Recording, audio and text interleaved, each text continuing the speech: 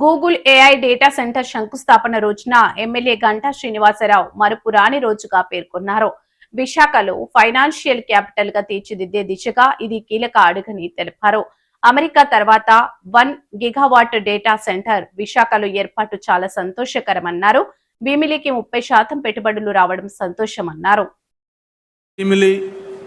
విశాఖపట్నం ఆంధ్రప్రదేశ్ కాదు, భారతదేశానికే ఒక మరపురాని రోజు.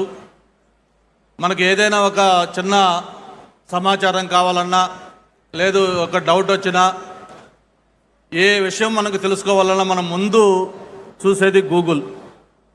అటువంటి గూగుల్ మన ప్రాంతానికి రావటం, ఈరోజు ఆ గ్రౌండ్ బ్రేకింగ్ సెరమనీకి మన విజనరీ లీడర్ ముఖ్యమంత్రి గారు చంద్రబాబు నాయుడు గారితో పాటు కేంద్ర రైల్వే మంత్రి, ఐటీ మంత్రి, ఆయనతో పాటు అతిరథ మహారథులందరూ కూడా ఈ కార్యక్రమానికి విచ్చేసి ఈ కార్యక్రమాన్ని ఇంత దిగ్విజయం చేసినందుకు స్థానిక శాసనసభ్యుడిగా మీ అందరికి కూడా మనస్ఫూర్తిగా ధన్యవాదాలు, అభినందనలు తెలియజేసుకుంటా ఉన్నాను.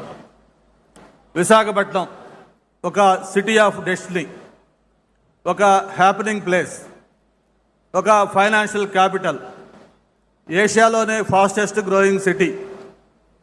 ఏదైతే గూగుల్ చీఫ్ సుందర పిచ్చయ్య గారు చెప్పినట్టుగా ఒక అందమైన కోస్టల్ సిటీ, అటువంటి కోస్టల్ సిటీలో outside America $15 billion investment తోటి ఒక గిగావాటు ఇది ఇక్కడ డేటా సెంటర్ పెట్టడం అనేది బహుశా నాకు తెలిసి ఆఫ్టర్ ఇండిపెండెన్స్ భారతదేశంలో ఇంత పెద్ద మొత్తంలో ఎఫ్డిఐ ఒక ప్రాంతానికి రావటం మొట్టమొదటిసారిగా ఇదే అని చెప్పి అందరూ అనుకుంటా ఉన్నాం.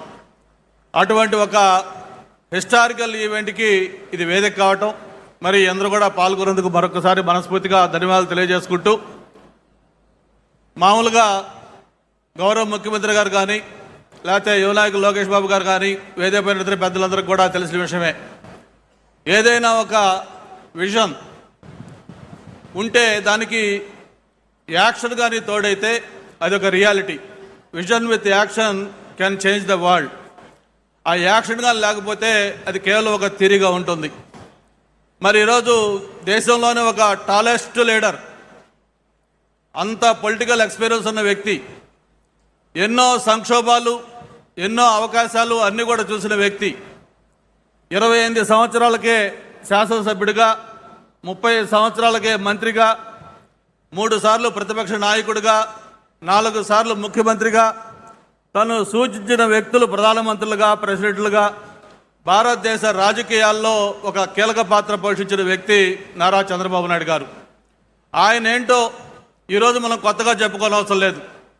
ఎవరైనా ఉమ్మడి ఆంధ్రప్రదేశ్లో హైదరాబాద్ నగరానికి వెళ్తే ప్రతి ప్రాంతంలో, ప్రతి చోట కూడా చంద్రబాబు నాయుడు గారి ముద్ర స్పష్టంగా కనిపిస్తూ ఉంటుంది.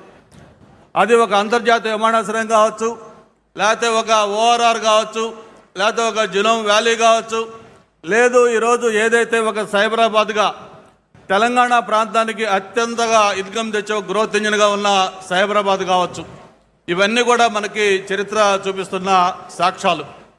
మరి నాకు తెలిసిన చాలామంది మిత్రులు అడుగుతూ ఉన్నారు, ఏంటి ఆంధ్రప్రదేశ్లో ఈ లాస్ట్ 20 monthsలో చేంజ్ ఏమవుతుంది, ఎందుకు ఈ మార్పు జరుగుతూ ఉంది? భారతదేశానికి ఏదైనా ఇన్వెస్ట్మెంట్స్ వస్తే గతంలో మహారాష్ట్ర, తమిళనాడు, గుజరాత్, లేకపోతే తెలంగాణ లాంటి ప్రాంతాలకు వెళ్ళాయి. కొత్తగా ఎందుకు ఈ 20 నెలల్లో ఎవరన్నా వస్తే ఆంధ్రప్రదేశ్ చూస్తున్నారంటే ఇక్కడ జరిగిన మార్పు 20 నెలల్లో ఒక్కటే. ఒక సమర్థవంతమైన నాయకత్వం, చంద్రబాబు నాయుడు గారి నాయకత్వంలో ఆంధ్రప్రదేశ్లో ప్రభుత్వం ఏర్పడటం, దానికి ఒక స్పీడ్ ఆఫ్ డూయింగ్ బిజినెస్లో ఎంతో ముందుకు తీసుకెళ్తున్న లోకేష్ గారి దీన్ని తోడు కావడంతో మరి భారతదేశానికి వచ్చే పెట్టుబడులు ₹100 వస్తే అందులో 25% కేవలం ఆంధ్రప్రదేశ్కి వస్తూ ఉన్నాయి. అయితే ఇక్కడ శాసనసభ్యుడిగా నాకు సంతోషం ఏంటంటే ఏదైతే ఆంధ్రప్రదేశ్కి వస్తూ ఉన్నాయో అందులో 30% అగైన్ విశాఖపట్నానికి, ఎస్పెషల్లీ భీమిలికి వస్తూ ఉన్నాయి. ఐటీ కానీ,